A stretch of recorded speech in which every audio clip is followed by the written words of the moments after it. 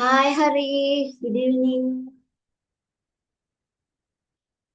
Good evening, teacher. எப்படி சுகம்? நல்ல சுகமா? நல்ல சுகம். ஸ்கூல் போனீங்களா அன்னைக்கு? ஆனா ஸ்கூல் போனான். போனீங்க. Right, okay, right. மிஸ் தந்த கேள்வி விடைகள் எல்லாம் போன வகுப்புண்ட எல்லாம் முடிச்சிட்டீங்களா ஹரிஷ்? கேள்வி விடை எல்லாம் ஹோம்ஒர்க் மிஸ் தந்த ஹோம்ஒர்க்ஸ் எல்லாம் முடிச்சிட்டீங்க தானே?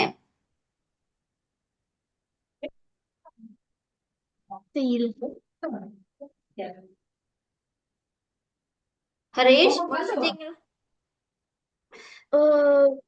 போன கிளாஸ் எல்லாம் நோட்ஸ்களும் முடிஞ்சது தானே? ஆ ரைட், ஓகே. இன்னைக்கு நீங்க கேட்டீங்க தானே மிஸ்கிட்ட அந்த பங்க்சுவேஷன், அதாவது நிறுத்தற் குறியீடுகள் தமிழ்ல. ரைட், நிறுத்தற் குறியீடுகள். சோ இன்னைக்கு நாங்க நிறுத்தற் குறியீடுகள் பற்றி தான் பார்க்க போறோம். சரியா? ரைட்டா? Okay teacher. ஓகே. ஓ,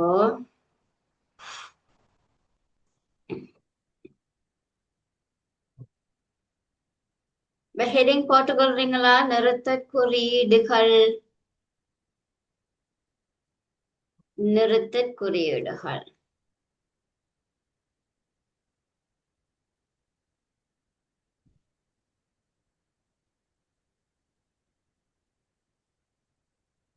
ரைட், ஓகே.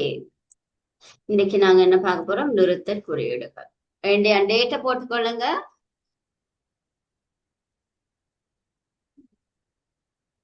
Right, okay. நிறுத்தற் குறியீடுகள். ஸ்கிரீன் தெரியுதா ஹரிஷ்?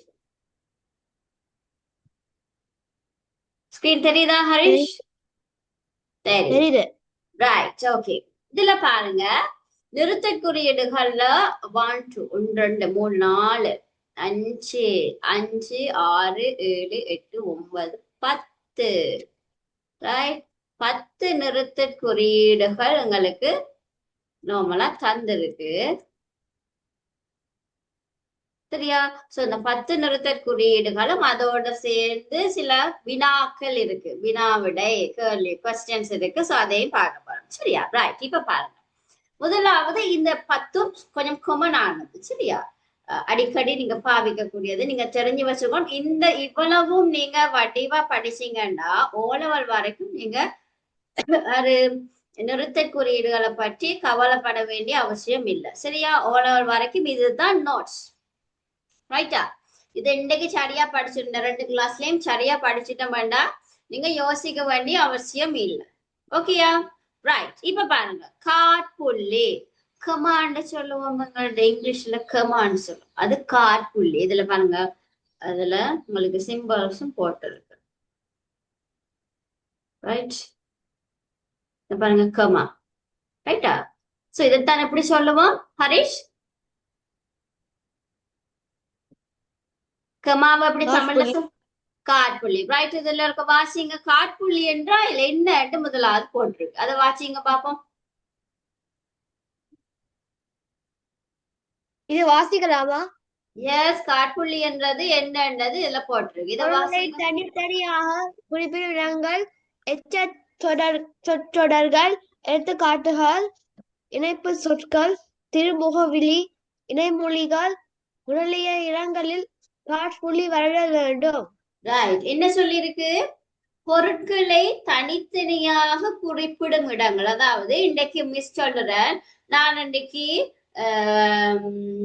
ஷாப்புக்கு போய் மரக்கறி வாங்கினேன், மீட்ஸ் வாங்கினேன், ட்ரெஸ்ஸஸ் வாங்கினேன் அப்படின்னு சொல்லிக்கல. நான் அதை எழுத்துல கொடுக்கல, ஒவ்வொன்றுக்கு கமா போடணும். மரக்கறி, மச்சம், உடைகள், காதணிகள் வாங்கினேன் சொல்லிக்கலாம். ஒவ்வொரு பொருளுக்கும் இடையில கமா நான் போட வேணும். அடுத்து எச்ச சொற்றொடர்கள், அதாவது முடியாம இருக்கிற சொற்றொடர்களுக்கு நாங்க கமா போட வேணும். அடுத்து இணைப்பு சொற்கள், 2 இணைக்கக்கூடிய சொற்களுக்கு நாங்க கமா போடுவோம். அதுலயே ஸ்பெஷலா ஒன்று இருக்கு பாருங்க, திருமுகவெளி. திருமுகவிழி, இணைமொழிகள் முதலிய இடங்களில் காற்புள்ளி வருதல் வேண்டும். இதுல நீங்க யோசிக்க வேண்டியது என்னது? நிறைய சாமான் இல்ல நிறைய பொருட்கள் இருக்கிற இடத்துல நாங்க என்ன போடணும்?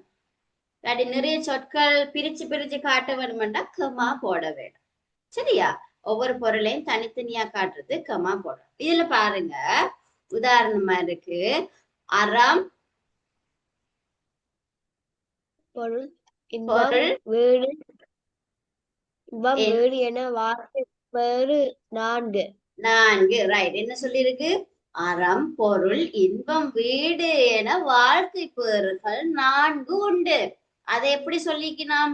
அறம் கமா பொருள் கமா இன்பம் கமா வீடு 4 இருக்குன்றது இப்ப எங்களுக்கு பார்த்தோன்னே தெரியுதானே? இல்லையா? பார்த்ததும் தெரியுதா இல்லையா? வீடு தெரியுது. எப்படி தெரியுது? கமா போட்டு இருக்கிறதுனால எங்களுக்கு வித்தியாசம் தெரியுது. 3 பொருள் அங்கால இன்னொன்று 4 இருக்குன்னு. ரைட். அடுத்தது பாருங்க, 2வது. நாம் எழுதும்போது விளையாட எழுத வேண்டும். என்ன செய்ய ஏதாவது ஒரு விஷயத்த செய்யக்கல நாங்க எப்படி எழுத வேண்டும், அப்படி எழுதக்கூடாது இருக்கு. நாம் எழுதும் போது பிழையற எழுத வேண்டும். அப்ப நாங்க அந்த கமா வந்தோன்னு கொஞ்சம் நாங்க பிரேக் பண்றோம், என்ன ஸ்லோ பண்றோம். நாங்க எழுதும் போது கமா பிழையற எழுத வேண்டும். ரைட். 3வது, இனியன் நன்கு படித்தான், அதனால் தேர்ச்சி பெற்றான். இந்த மாதிரி 2 விஷயங்களை பிரிச்சு சொல்றதுக்கு.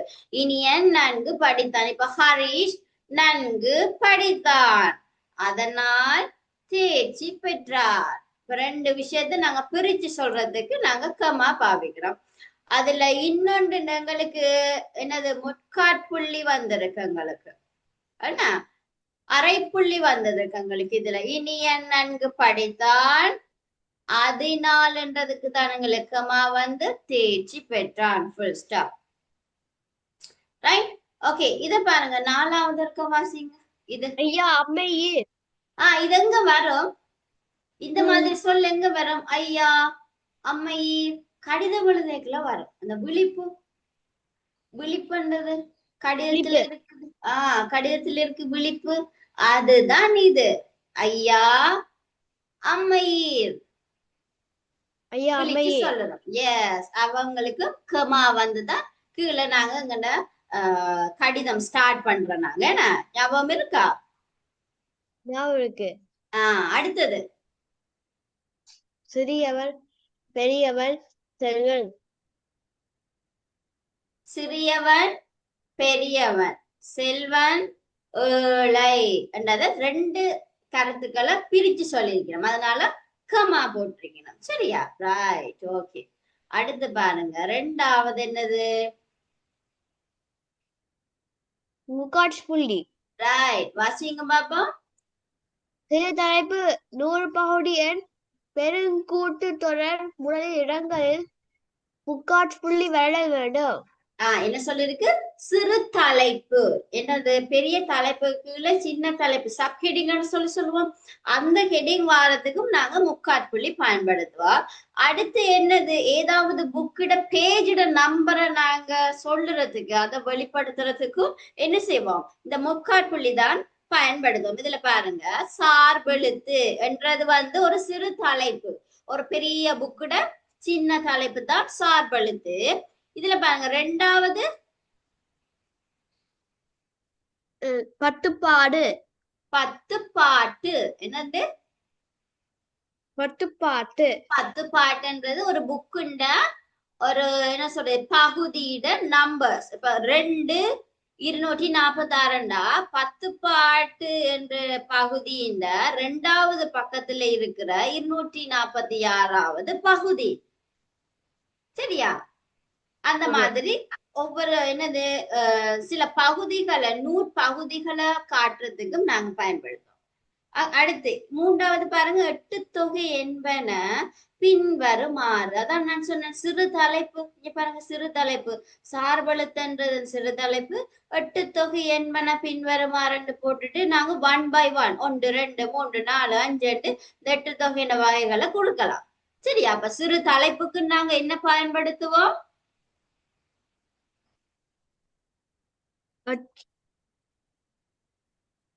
சிறு தலைப்புகளுக்கு என்ன நிறுத்தற்குறி பயன்படுத்துவோம்? முட்காட்புள்ளி. Yes, very good. முக்காட்புள்ளி. ஓகே, ரெண்டாவது பார்த்துட்டோம். அடுத்தது முற்றுப்புள்ளி. இது உங்களுக்கு தெரியுமா? முற்றுப்புள்ளி வாசிங்க பாப்போம். தொடரின் இறுதி முகவரி இறுதி சொற்குறுக்கம் வாசிக்கணும். தொடரின் இறுதி கமா இருக்கேக்கல கொஞ்சம் ஸ்லோ பண்ணி ஸ்டாப் பண்ணி வாசிக்கணும். தொடரின் இறுதி இறுதி முகவரி இறுதி இறுதி சொற்குறுக்கம் சொற்குறுக்கம் நாள் முதலிய இடங்களில் முற்றுப்புள்ளி வருதல் வேண்டும்.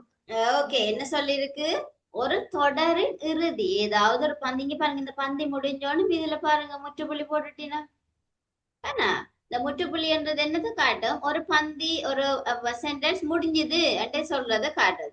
அடுத்தது முகவரின்ற இறுதி. பாத்தீங்களா, நாங்க படிச்சது என்னது லெட்டர்ல எடுக்க வேண்டிய அடுத்த நிறுத்தற்குறி முற்றுப்புள்ளி. என்ன அடுத்து சொற்குறுக்கம். சொற்குறுக்கம் அப்படின்னு சொன்னா ஏதாவது ஒரு சொல்லின்ற தொடர்ச்சியை அடுத்து தொடர்றதுக்கு முன்னுக்கு நாங்க போடுறது முற்றுப்புள்ளி. ரைட்டா? ஓகே, இதுல பாருங்க, இது எக்ஸாம்பிள். எல்லாமே வேண்டும். உருவு கண்டு எல்லாமை வேண்டும். இது ஒரு வசனம். சரியா? இது ஒரு வசனம். என்ன சொல்லிருக்கு? உருவு கண்டு எல்லாமை வேண்டும். ரைட்? இது ஒரு வசனம். ரைட்? அது முடிஞ்சது. Full stop. அடுத்து ரெண்டாவது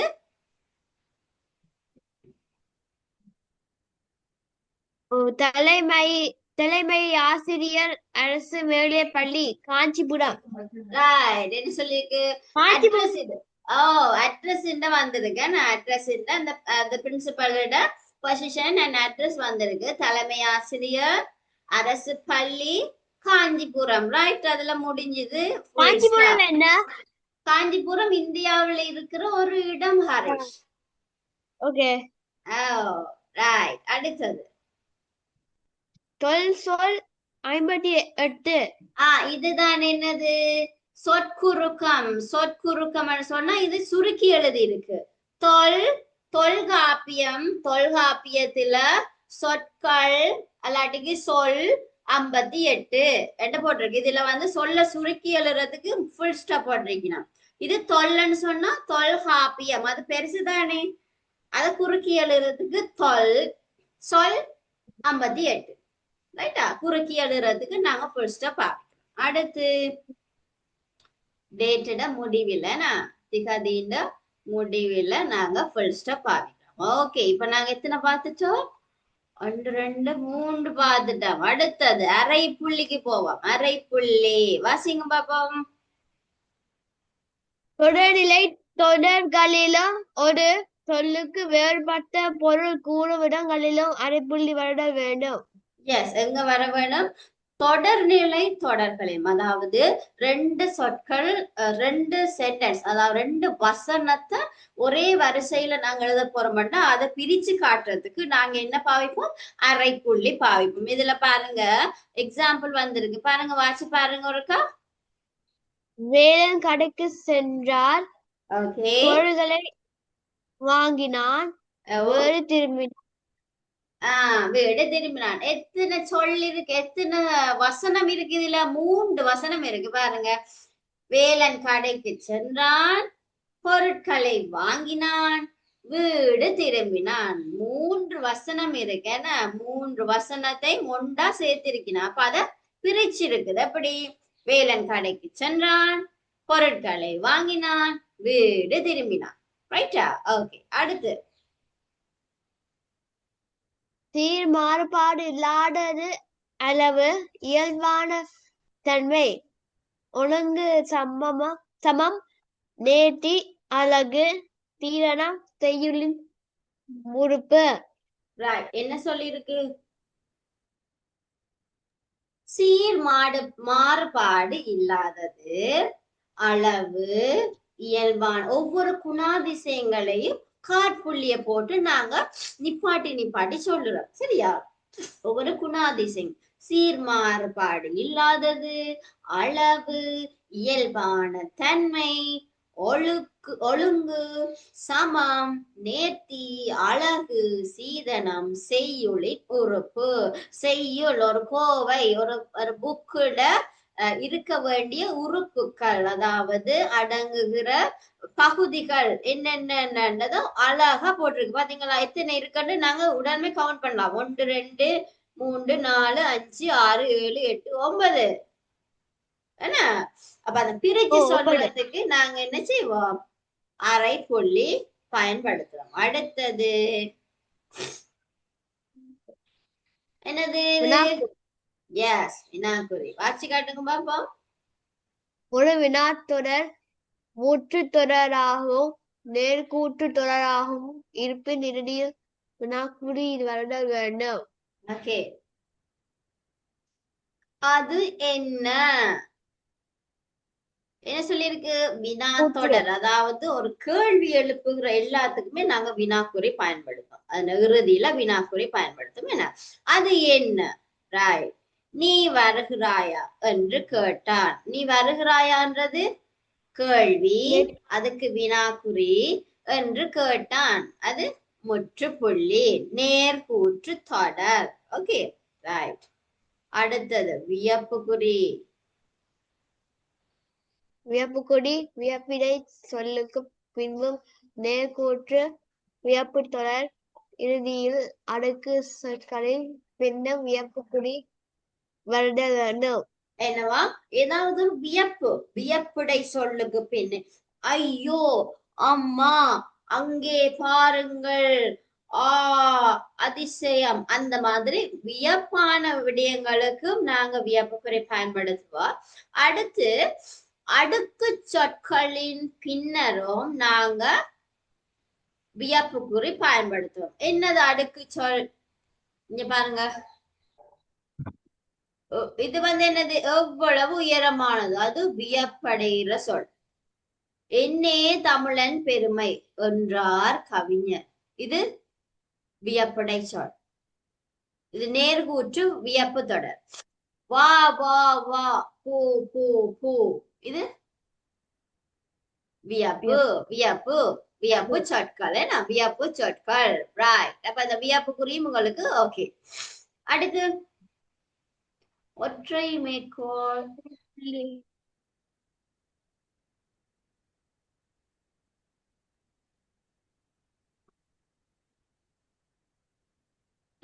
இது பாருங்க, விழிப்பு குறின்னு சொல்லலாம், வியப்பு குறி ரெண்டும் ஒன்றுதான் ஹரிஷா.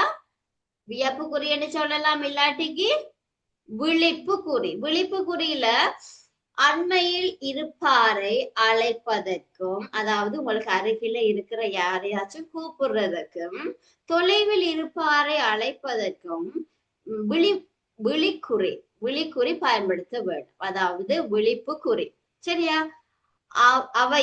அவையீரன்னு சொன்னா, நான் இப்ப ஸ்பீச் பண்ணி கொண்டிருக்கிறேன், எனக்கு முன்னுக்கார இருக்கிறது, ஹரிஷ் இருக்கிறார்.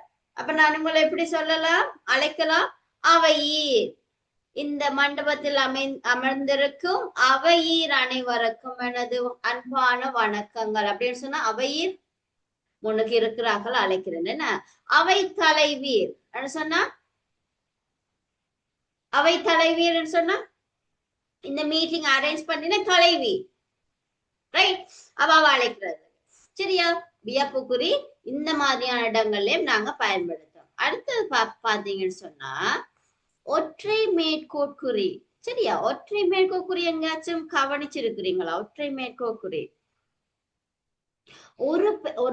ஓரெழுத்தேனும் சொல்லேனும் சொற்றொடரேனும் தன்னே குறிக்கும் இடம், கட்டுரை பெயர், நூலின் பெயர் குறிக்கும் இடம் இந்த ஒற்றை குறி வரும். சரியா? இதுல பாருங்க உதாரணம் பாத்தீங்கன்னா விளங்கும். உதாரணத்தோட வாசிங்க பாப்போம். எக்ஸாம்பிள். ஏ என்று ஏளனம் செய்தான். எஸ். எப்படி ஏளனம் செய்தாரா? ஏளனம் செய்யறா என்னது? ஏளனம் செய்யறன்னு சொன்னா என்ன சொல்றது, இக்னோர் பண்ணி ஜாகி மாதிரி ஆக்கல ட்ரீட் பண்றது, அதான் ஏளனம் செய்யறது. சரியா? ஏ என்ன இது இப்படி ட்ரெஸ் பண்ணி இருக்கிறாங்க, இல்லாட்டிக்கு ஏ இது என்னது இவங்க என்ன நாத்தமா இருக்காங்க, அந்த மாதிரி சொல்லுவாங்க. சோ அந்த ஏ என்றது அந்த ஒலி, அந்த ஒலிய மட்டும் எப்படி காட்டியிருக்கு? ஒற்றை மேற்கோட்குறியில காட்டியிருக்கு. சரியா? எஸ். அடுத்தது வாசிங்க.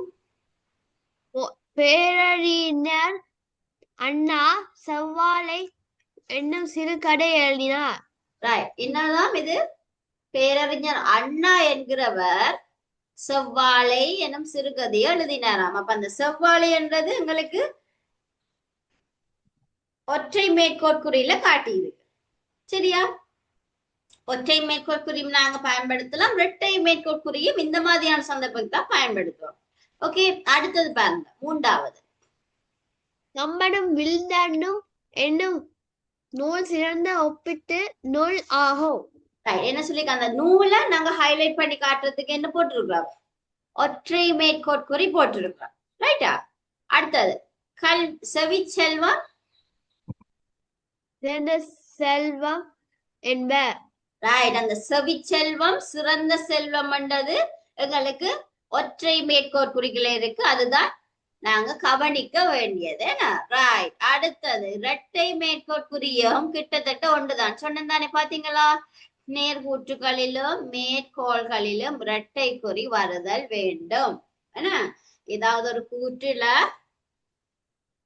நேர்கூற்றுகளோ எங்கேயுமே நாங்க ஏதாவது ஒரு கூற்றில ஏதாவது ஒன்றை நாங்க ஸ்பெசிபிக்கா எம்பசைஸ் பண்ணி காட்டுறதுக்கு நாங்க இரட்டை மேற்கோட்குறி பயன்படுத்துவோம். இதுல வாசிச்சு காட்டுங்க பாப்பா, என்ன மாதிரி இருக்கு உதாரணம்?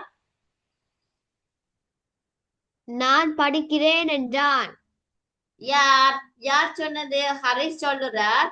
நான் படிக்கின்றேன் என்றார் ஹரிஷ். அப்ப இதுல எது எங்களுக்கு ஹைலைட்? படிக்கிறேன்னு சொன்னார், அதுதான் எங்களுக்கு ஹைலைட். என்ன, சோ அத நாங்க டபுள் கோட்ல காட்டுறோம். அடுத்தது ஒழுக்கமுடைமை முடிமை என்றார். ஒழுக்கமுடைமை குடிமை என்றார். என்னது, ஒரு சமூகத்துல நாங்க வாழ வேண்டுமென்றா ஒழுக்கம் எங்களுக்கு அவசியம். அப்ப எங்களுக்கு ஹைலைட் என்னது? ஒழுக்கமா இருக்கணும். ஏன்னா அதுதான் ஹைலைட். ரைட்டா? ஓகே. அப்ப ஒற்றை மேற்கோக்குறி இரட்டை மேற்கோக்குறி பார்த்துட்டோம். ரைட். இனி நாங்க நோட்ஸ் ஒருக்கு எழுதுவோமா ஹரிஷ்? ஓம் டீச்சர். எஸ். ஓகே.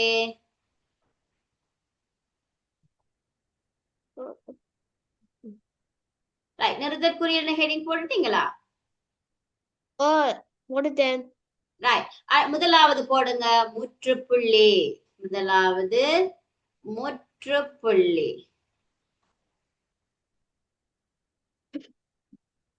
ரைட். முற்றுப்புள்ளி. முற்றுப்புள்ளி என்ன என்னது? ஒரு தொடர் முற்று பெற்றதனை குறிக்க முற்றுப்புள்ளி இடுதல் வேண்டும். இதை எழுதிட்டு இதுக்குரிய எக்ஸாம்பிள் இதுல தந்திருக்கு. கண்ணன் பள்ளிக்கு சென்றான். முற்றுப்புள்ளி. ரைட். எழுதிக்கொள்ளுங்க முற்றுப்புள்ளி. இது எழுதாமா? எஸ், எழுதிக்கொள்ளுங்க.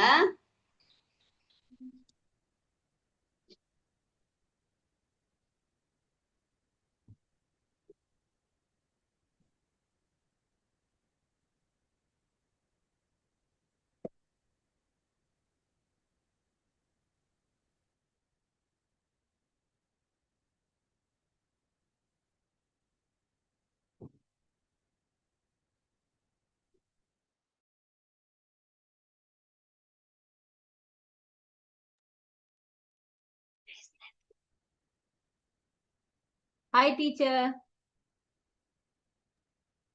Yes. Hi, teacher. என்று சொல்லுறார். No. I slept. Why At you slept? home. At home. You slept, Mama?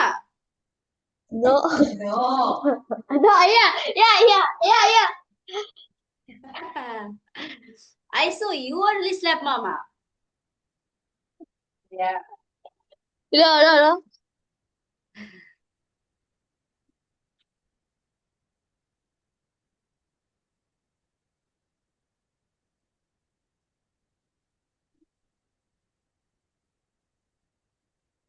மற்றபடி முடிஞ்சதா Harish? முடிக்கவில்லை.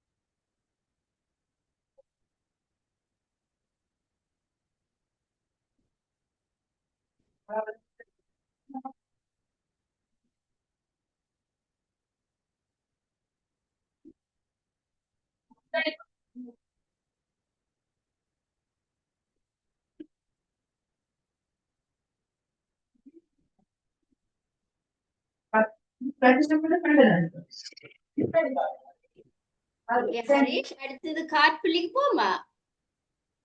Wait a minute. Write it quickly. முடிஞ்சதா? முற்றுப்புள்ளி. முதலாவது முற்றுப்புள்ளி.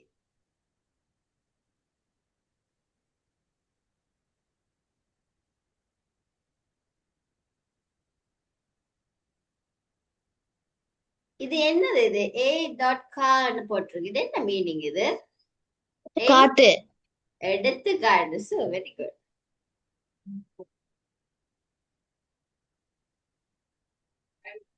அப்ப நாங்க முற்றுப்புள்ளி எங்கேயும் போடுவோம்? சொற்குறுக்கத்துக்கும் போடுவோம் என்ன? Yes.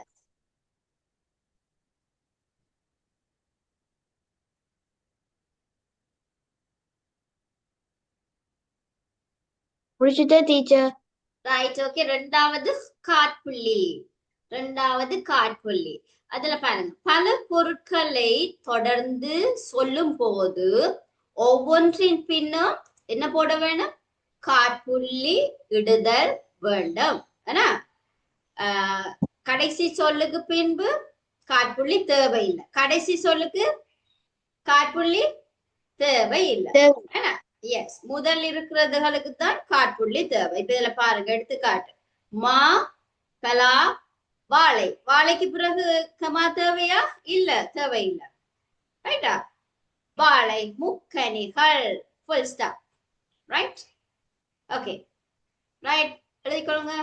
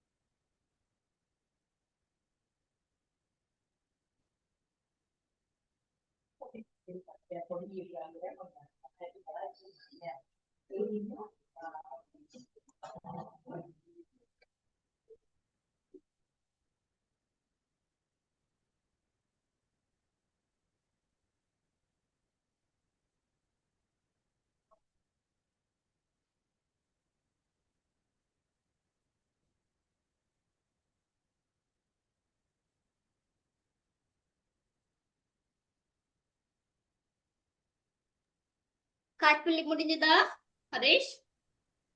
முடிக்கவில்லை. கொஞ்சம் குயிக்கா எழுதி சொல்லுங்க. இல்லாட்டி மிஸ் சொல்ல சொல்ல எழுதுறீங்களா? மிஸ் சொல்ல சொல்ல எழுதுறது லேசா, பார்த்து எழுதுறது லேசா பிள்ளைக்கு? அதுல லேசு. பார்த்து எழுது. அப்ப குயிக்கா எழுதுங்க. ஓகே.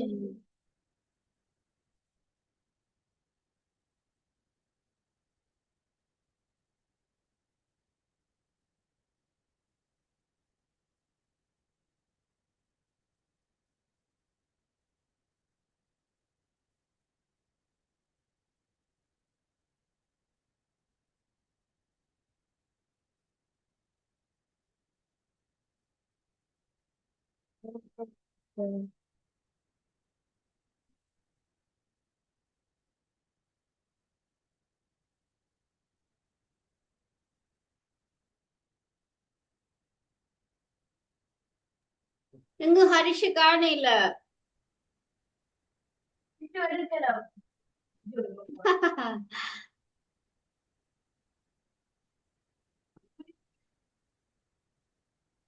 மிஸ் சொல்லுவா ஹரிஷ், பார்த்து சொல்லுவா. ஓகே. காட்புள்ளி முடிச்சிட்டீங்க தானே? தமிழ் முடிச்சுட்டோம். Right, okay. மூணாவது போடுங்க. அரைப்புள்ளி, அரைப்புள்ளி, அரைப்புள்ளி. மிஸ் வாசிச்சு சொல்றேன், நீங்க எழுதிக்கொண்டே போங்கப்பா. ரைட். அரைப்புள்ளி தெரியும் தானே? ஒரு ஃபுல் ஸ்டாப், அது கீழே ஒரு கமா. ரைட். ஓர் எழுவாய், ஓர் எழுவாய் எழுதுங்க ஹரிஷ். Right right. ஓர் எழுவாய் கமா பல பயனிலைகளை,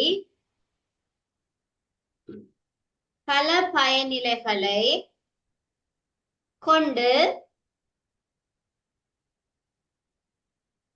முடியும் பொழுது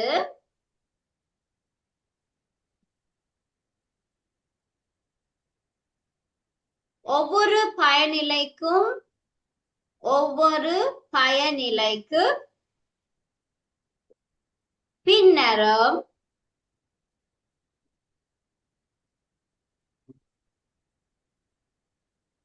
அரைப்புள்ளி இடுதல் வேண்டும். அரைப்புள்ளி இடுதல் வேண்டும். ஓகேயா? ஓர் எழுவாய் பல பயனிலைகளை கொண்டு முடியும் பொழுது ஒவ்வொரு பயனிலைக்கு பின்னரும் அரைப்புள்ளி இடுதல் வேண்டும். உதாரணம், சிந்தனை செல்வன் மேல போடுங்க. உதாரணம் போடுங்க. எனக்கு எழுதணும். அரைப்புள்ளி. எழுதணுமா?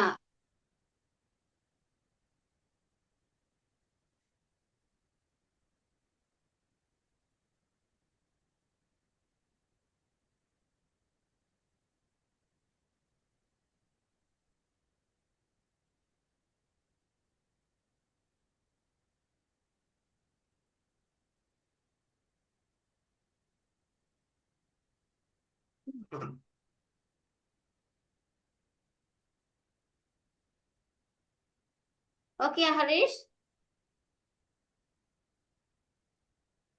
ஓகே. ஓகே, உதாரணம் எழுதுங்க. சிந்தனை செல்வன் நன்றாக படித்தான். சிந்தனை செல்வன் நன்றாக படித்தான்.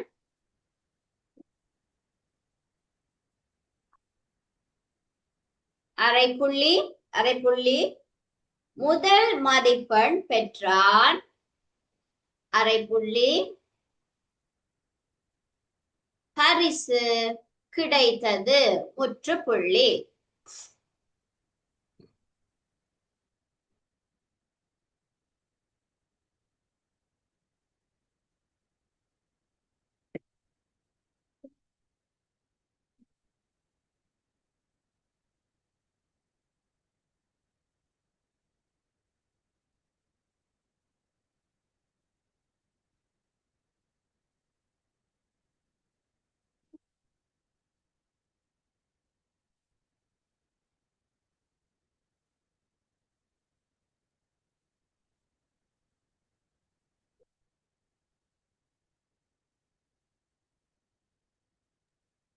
ஓகே, அடுத்தது வினாக்குறி போடுங்க ஹரிஷ். வினாக்குறி 4வது.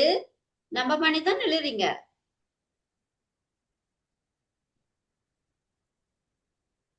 நம்ம போடுறீங்க தானே ஹரிஷ் 4வது?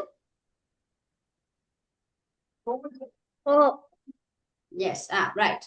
வினாக்குறி வினாக்குறி 4வது வினாக்குறி.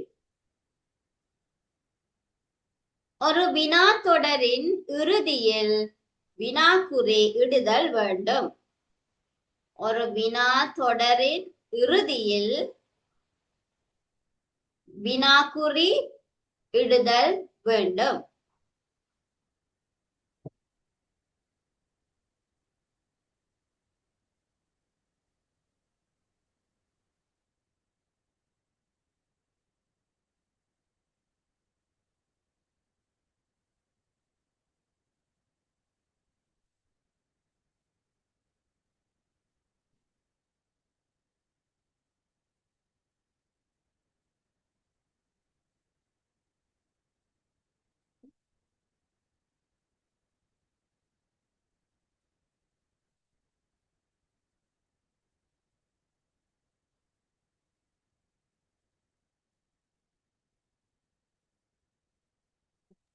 உதாரணம் பாத்தீங்கன்னா, பொற்கொடி பாடம் படித்து விட்டாயா?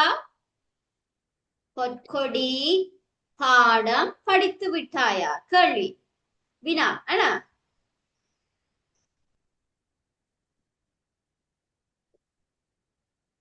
ஓகேயா? முடிஞ்சா? இல்ல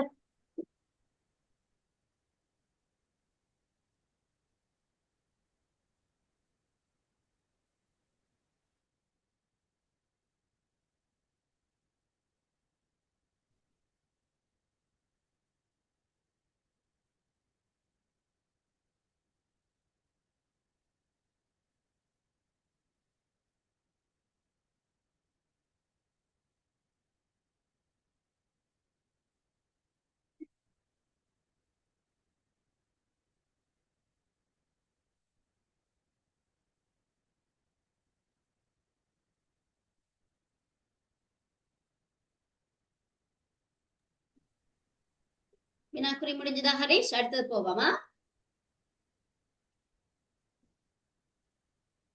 முடிஞ்சதா? முடிஞ்சு. சொன்னாதானே மிஸ் தெரியும்.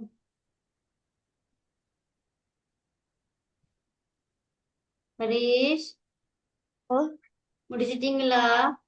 முடிஞ்சு. உணர்ச்சி குறி. அடுத்தது உணர்ச்சி குறி இல்லாட்டிக்கு எப்படி சொல்லலாம்? வியப்பு குறி. உணர்ச்சி குறி இல்லாட்டிக்கு வியப்பு குறி. ரைட், சொல்லிக்கொள்ளுங்க. ஒரு செய்தியை உணர்ச்சியாக கூறும் போது உணர்ச்சி குறி இடுதல் வேண்டும். உணர்ச்சி குறின்னு சொல்லலாம், இல்லாட்டிக்கு வியப்பு குறி. வியப்பு குறி. ரைட். என்னே அப்புவின் மனம்.